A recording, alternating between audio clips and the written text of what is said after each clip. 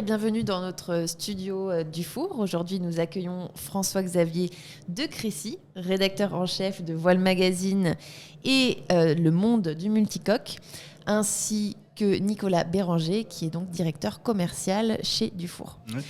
Nous allons parler notamment du Dufour 32 et parler de l'essai que vous avez effectué à La Rochelle.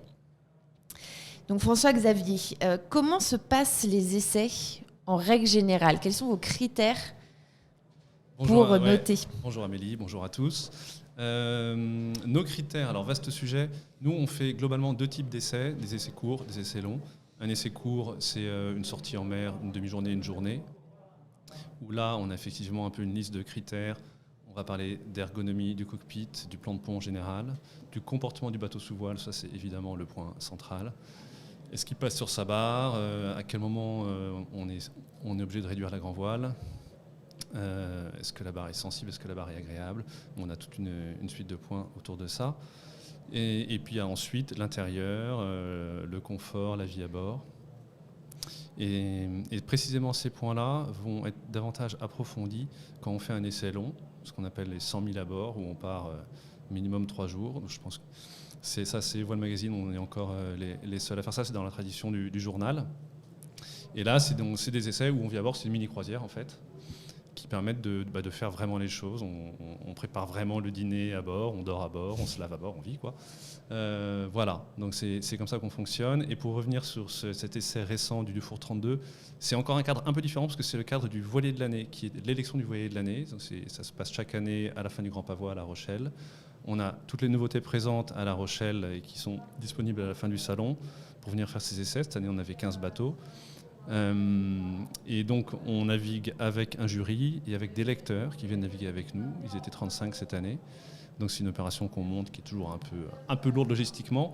Mais pendant 2 jours, on fait des rotations comme ça de quelques heures où les journalistes, le jury et les lecteurs tournent sur les bateaux avec les gens des chantiers. Cette année, par exemple, avec Nicolas. Très bien. D'ailleurs, Nicolas, est-ce que vous pouvez un peu, en quelques mots, nous décrire le Dufour 32 pour que tout le monde sache bien de quoi on parle? En quelques mots, ça va être difficile. C'est un bateau moderne, ludique. C'est une plateforme de jeu. C'est une extension de la maison. On peut emmener tous ses jouets. On s'est vraiment lâché. On s'est mis aucune restriction sur le développement de ce bateau-là. On s'est mis dans un état d'esprit moderne et actuel, plus actuel que moderne en fait. Il y a du Wi-Fi, du Bluetooth, il y a du gonflable, il y a des panneaux solaires pour être autonome en énergie. Il y a un peu plus de surface de voile que dans le modèle précédent. Il y a beaucoup de petites choses qui révolutionnent quelque part ce bateau-là et donc les suivants derrière. Alors, les commentaires d'un magazine comme le vôtre sont quand même très importants pour une marque comme Dufour. Quels sont les échanges? Comment est-ce que vous échangez et comment vous utilisez justement les commentaires que vous allez retrouver de la part de François-Xavier? Mes premiers jours chez Dufour, quand j'ai rejoint l'entreprise, ça a été, j'ai commencé par un essai avec François-Xavier sur le 530, il y a un peu plus d'un an.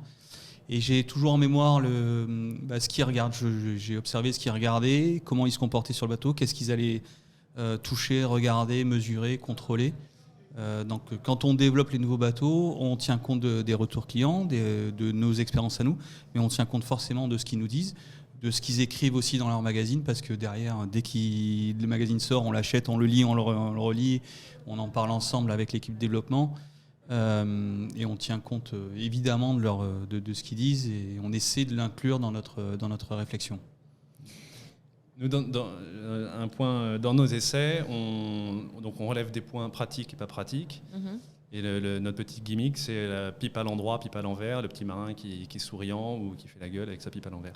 Et c'est vrai que ça nous arrive assez souvent de revoir un bateau 6 mois, 1 an après l'essai, ou alors si c'est pas le même, c'est la version suivante. Voilà, la coque suivante. Et quand on aperçoit une pipe à l'envers qui s'est transformée en pipe à l'endroit, par exemple une main courante qui est apparue à un endroit où on disait qu'elle manquait, et ben on se dit tiens, voilà un chantier qui est à l'écoute de nos remarques, qui sont aussi les remarques des lecteurs, parce que justement au voilier de l'année, nous on voit, Nicolas dit qu'il me regarde évoluer sur le bateau, moi je regarde évoluer les lecteurs sur le bateau, et c'est très intéressant. Alors d'ailleurs, est-ce que vous pouvez nous parler du Dufour 32 et nous dire ce qui vous a plu sur ce bateau lors de l'essai à La Rochelle? On a tout ce que disait Nicolas sur les artefacts. Non, bon. on va pas dire des gadgets, non, mais en fait, c'est des innovations plus d'ergonomie et de vie à bord que je trouve super intéressantes dans le cockpit. Ça répond à des problèmes pratiques en fait, de la vie à bord. Toute la sellerie gonflable pour le bain de soleil avec la table de cockpit qui se met à mi-hauteur. C'est des choses qui sont très encombrantes en fait. Même sur un kata, parfois on ne sait pas où mettre tous ces coussins parce qu'on a des surfaces maintenant de détente à bord qui sont sur les ponts qui sont considérables. Donc voilà, avoir ça en gonflable c'est intéressant. Le lazy bag là, le long de la baume en gonflable, moi je trouve ça vachement bien aussi. Et alors, mais au-delà de ça, moi il y a un truc qui m'a vraiment plu, c'est la position de barre.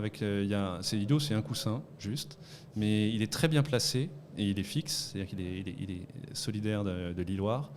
Et voilà, et dès qu'on a des angles de gîte un peu importants, et ça arrive assez vite sur ce genre de bateau, en fait on est extrêmement confort pour barrer. Donc c'est une barre franche. Ça aussi, ça nous a plutôt plu. C'est vrai que sur ces bateaux, il y a quelques années, tout le monde s'est mis à mettre des barres à roues, double barre à roues sur un bateau de 10 mètres. C'est quand même un peu... c'est pas indispensable. Ça fait beaucoup de tringlerie. Et là, avoir une barre franche sur ce bateau-là, on trouve que c'est une bonne idée. Ouais, mais c'est une idée sur laquelle on s'est un peu battu avec nos concessionnaires pour un peu l'imposer. Mais c'est vrai qu'au début, on a fait face à des gens qui nous ont dit non, il n'est pas question de mettre des barres à roues, vous êtes fous. De mettre une barre franche, vous êtes fous, il nous faut des barres à roues. Et nous, on a tenu bon, on a dit si, on pense que nos utilisateurs savent naviguer, ils veulent prendre du plaisir à naviguer, ils veulent prendre du plaisir à barrer. Donc avec une barre franche, on a plus de réactivité, on a mis qu'un seul safran au lieu de 2, donc on a encore plus de réponse du bateau dans la barre. On a envie de s'adresser à des gens qui naviguent vraiment. Donc c'est la façon dont on les reconnaît. En fait, ce qui est intéressant dans ce bateau, ce qui est intéressant dans les bateaux en général, je trouve, c'est parce que surtout dans un chantier de grande production comme du four, il y a du marketing, il y a des topos marketing, et il y a aussi des modes ou des idées. Et en fait, ce qui est intéressant, c'est quand un bateau commence à être fait avec des convictions. Il va falloir convaincre les gens, mais c'est des bateaux qui ont plus de personnalité. Alors, vous connaissez la marque Dufour depuis plusieurs années, vous avez vu évoluer la marque. Est-ce que pour vous, le Dufour 32 garde un peu l'âme Dufour ? Justement, peut-être qu'il y revient. Ce que disait Nicolas sur la barre franche, on a en tête des modèles il y a quelques années. Bon, il y a eu le Dufour 34 qui a vraiment marqué son époque. Et Dufour, c'est ça, c'est depuis longtemps, depuis l'arpège et tout, c'est des bateaux marins, quoi. D'ailleurs, l'arpège à peu près la même taille.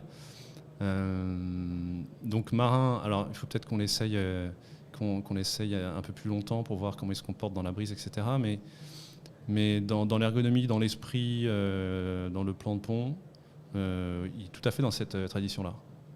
Nicolas, est-ce que ce nouveau modèle s'inscrit dans l'évolution que l'on a pu constater ces dernières années avec l'arrivée du 530, du 470 et du 61 ? Alors c'est de la rupture dans la continuité, j'ai envie de dire.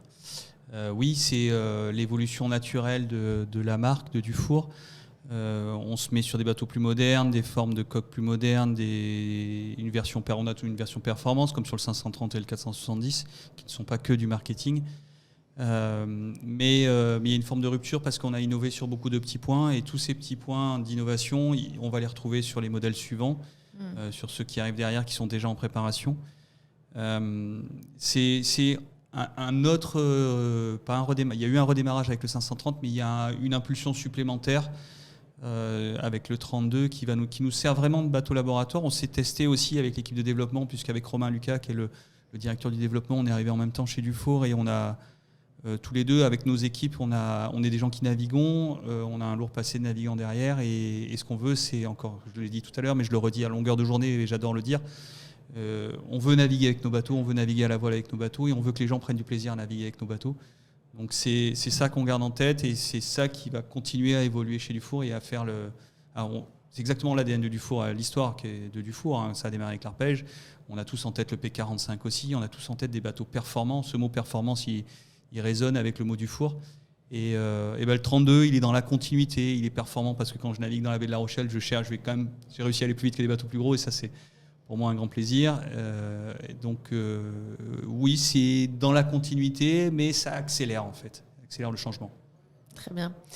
Alors il me semble qu'on a un scoop. François-Xavier. Surprise. Je vais peut-être parler de ce qui s'est passé justement de l'élection du voilier de l'année. la remise des prix vient juste d'avoir lieu. Et en fait, le Dufour 32, c'est vrai qu'il a beaucoup plu avec toutes ces innovations qui sont un peu connectées justement je trouve, à une évolution sociétale avec sa façon de naviguer en famille, avec tous les jouets, qui en est pour tout le monde. Oui. Ça, on a trouvé ça pas mal. Et en fait, ces innovations, nous, on a voulu les récompenser à travers un nouveau prix. J'ai parlé tout à l'heure du truc des pipes à l'endroit, pipes à l'envers. Et donc là, quand il y a beaucoup de pipes à l'endroit, on s'est dit ça fait une pipe en or. Et donc, c'est la pipe en or pour toutes ces innovations et tous ces équipements innovants. C'est pour le Dufour 32. Génial. Vous voyez, de l'année 2022. Super nouvelle, merci. Super. C'est grâce à vous, en fait. Beau travail. Non, puis ça réconcilie le fait que moi, je pense que pour un chantier comme Dufour et pour une gamme comme la vôtre, c'est hyper important de soigner son entrée de gamme. Parce que c'est là qu'on va avoir de nouveaux entrants dans la gamme et dans le nautisme. Et en plus, en ce moment, il y a quand même pas mal de nouveaux pratiquants. Énormément. Et c'est hyper important d'avoir des bateaux qui leur parlent, qui les intimident pas trop, sur lesquels ils ont envie de jouer, tout simplement. Ouais.